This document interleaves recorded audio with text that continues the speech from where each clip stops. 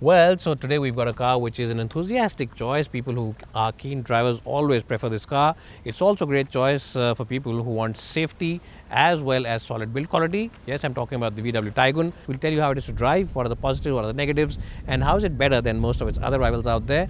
Yes, this car definitely deserves to sell more than it does. It sells about 1200, 1300, 1500 units every month, but it deserves to sell a lot more because it's a 5-star crash test safe rated car. It's very good in terms of solid build quality, very good in terms of ride comfort, and very good in terms of pure driving dynamics as well.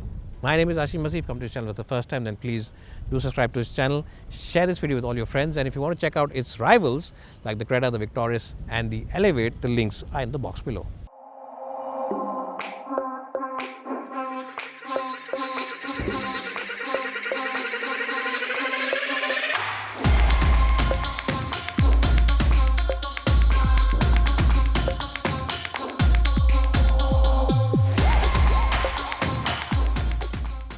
Well, if you're expecting to have a lot of features inside the cabin of the Taigun, then you'll be a little disappointed because this car has some basics in the right place, like you get cool front seats, you also get automatic climate control on the top of the line version, digital dials, automatic headlamps, as well as paddle shifters on the automatics, and you also get cruise control, but you miss out on a massive panoramic sunroof, and you also get very ordinary reverse parking cameras view over here. So that is something which are things that can be improved.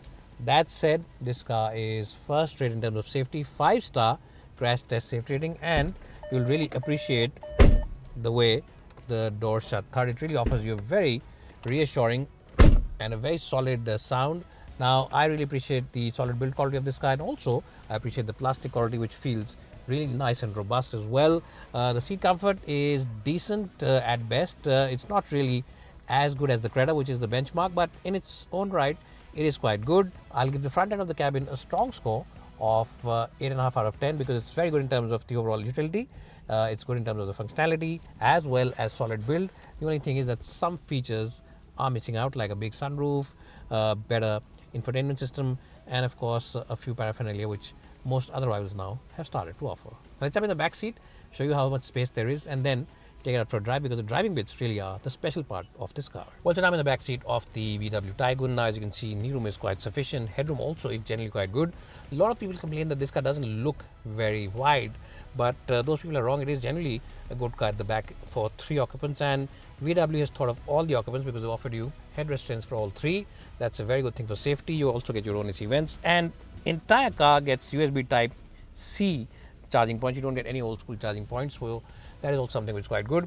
Now, the front seats, both passenger as well as driver seat, are electrically operated. Yes, you get electric operation, which is something which a lot of manufacturers don't offer. They only offer driver side electric adjustability. So that is something which is very thoughtful, and you also get nice and large windows, lots of places to keep your odds and ends, and of course an armrest as well, where you can keep a couple of beverages and go on that long distance journey. The floorboard is almost flat, so whoever sitting over here has plenty of place to stretch his feet as well. Now, what do I give the rear seat of this car a score in terms of the rating? I'll give it a good score of 9 out of 10 because it is good in terms of comfort, good in terms of practicality, and generally very solid in terms of the feel. Let's take it out for a spin and tell you if the 1-litre TSI turbo is any good or whether you should stick with the 1.5.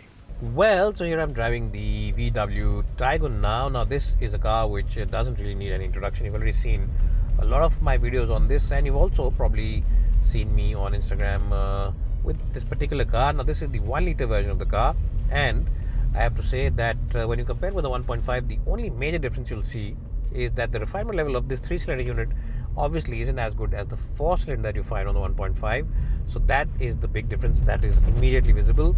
The other difference, of course, is that towards the top end of the rev band, when you really rev it up hard and you go hard on the acceleration towards the top end of the rev band, you can see that this one runs out of breath a little bit after 120, 130 kph, which are usually speeds you don't do, but once in a while you do touch them. Around 120 or 130 kph, when you do touch those speeds, the 1.5 feels a little more relaxed, it feels a little more flexible, and this one just feels like it's stressing a little bit.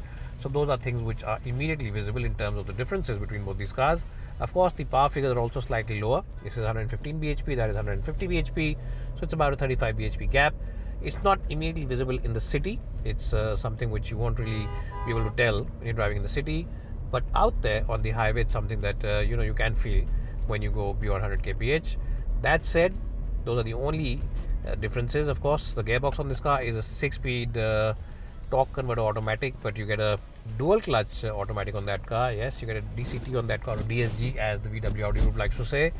But apart from those things, the performance wise, the driving thing, everything is just as good as the 1.5 TSI. It really is a fantastic performance oriented machine. You'll really feel happy and really delighted when you drive this car. It drives so well that you'll really enjoy it on a daily basis. If you drive in the city only, then this is all the car you'll need. If you drive occasionally on the highway also, this is most of the car you'll need. It's really only for those occasional climbs up the hill, or maybe when you really want to accelerate hard, that the 1.5 will be missed. But other than that, it's a very good engine, performance wise, overall engagement wise, fun engine. What also adds to the overall fun and thrill appeal of this car is the fact that the steering wheel is very crisp and very direct. It's a very direct feeling steering wheel. It feels very nice and direct, and it just gives you a great sense of involvement with the car. It just gives you a sense of enjoying the car, and that is something which very few mid-size SUVs have to offer. So that's all something which buyers will appreciate. What they'll also appreciate is the ride comfort. The ride on this car feels genuinely quite good. It's a very good car in terms of ride comfort. Very mature ride, very stable ride at high speed. At lower speeds, sometimes it can feel stiff in the city. It's only occasionally that it feels stiff, but for the most part, it feels very good and very reassuring, especially if you take it up the hills. If you push this car into corners, then you'll see that it feels quite nice and stable. Other than that, what else is there? The gearbox, the gear shifts are really quick and very nice, and if you use the pedal shifters, again they're very quick, and you'll also enjoy the overall ride quality and of course the solid build quality that this car has to offer. Now, we haven't tested it for 0 to 100 or all those things, but I believe that all those things are also generally quite good. Overall, a very satisfying driving experience. I'll give this car's driving bits a strong score of 9.5 out of 10. Really, I'm very impressed. Well, so what's my final verdict with the 1-liter turbocharged engine on the VW Taigun? Is it good enough to buy, or is it a bit of a compromise? I'll be very honest with you. This engine is about 90% of what the 1.5 offers in terms of daily driving. Yes, you won't really feel too much of a pinch compared to that car, but you save at least 2.5 to 3 lakh rupees depending on the variant you buy and the discount that you get. So in real world conditions, I think this really is the one to go for, and that's why most people buy the 1-liter turbocharged engine. If you do have the money, of course, then I would suggest the 1.5, but this one is good enough to get those driving thrills on a daily basis. This is one car in the market, one SUV in the market rather, that will put a smile on your face every time you take it out for a spin. The added bonus, of course, is the 5-star safety rating, along with the solid and brilliant build quality, and of course the excellent ride comfort as well. I'll give this car a strong score of 95 out of 100. It really is a very good car for the enthusiast. Bye for now, and thanks for watching.